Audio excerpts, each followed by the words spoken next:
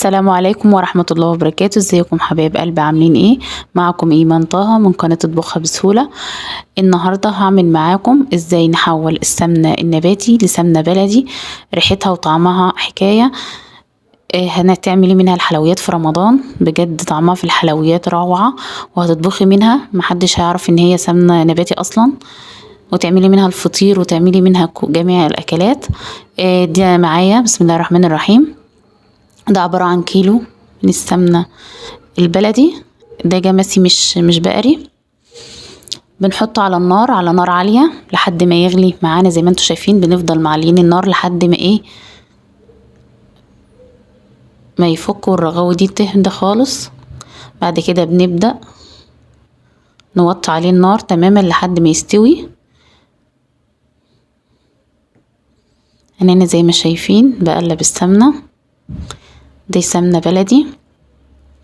بجيب على الكيلو، بجيب علبة اللي هي كريستال او اي نوع انت بتفضليه، اللي هي ال2 كيلو ونص. عايز تستخدمي اي نوع تاني ماشي. بسيحها هنا السمنة بعد ما استوت معايا زي ما انتوا شايفين كده. دي علبة السمنة الكريستال، انا فتحتها وسيحتها، بفكها على النار لحد ما تسيح تماما، وبحط عليها معلقة صغيرة من الكركم، وبضيف عليها السمنة، بصفيها السمنة البلدي بصفيها، واخليهم الاتنين يسخنوا مع بعض، وبعد كده بطفي عليها لحد ما تبرد تماما. وبعد كده بدخلها التلاجة او اسيبها عادي، لو احنا في الشتاء بسيبها برا التلاجة، لو احنا في الصيف بحطها في التلاجة علشان ايه، ما تبقى سايحة. والله بتبقى حلوة جدا ومرملة، بستخدمها في جميع الحلويات، وبتبقى خطيرة في الرز. ما بتبانش انها سمنة نباتي نهائي، بيبان طعمها تحفة.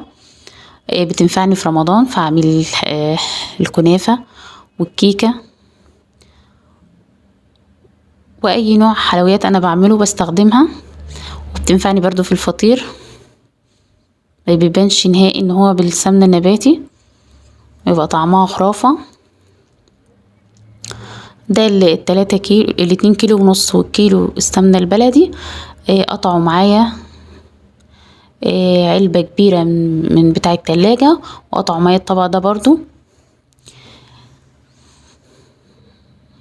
لو عايزة تحطي كيلو ونص سمنة بلدي على حسب امكانياتك وعلى حسب ظروفك، لو عايزة تحطي 2 كيلو على حسب مقدرتك، اللي انت عايزة تحطيه حطيه. وكل ما تزودي في السمنة كل ما ايه بيدي تيست عالي للسمنة النباتي، وتكون جميلة وخصوصا في المخبوزات، بتودي المخبوزات في حتة تانية خالص. ولو انتوا اول مرة تشوفوني ما تنسوش تشتركوا في القناة وتفعلوا زر الجرس علشان يوصلكم مني كل جديد، وشير كتير جدا للفيديو. والسلام عليكم ورحمة الله وبركاته.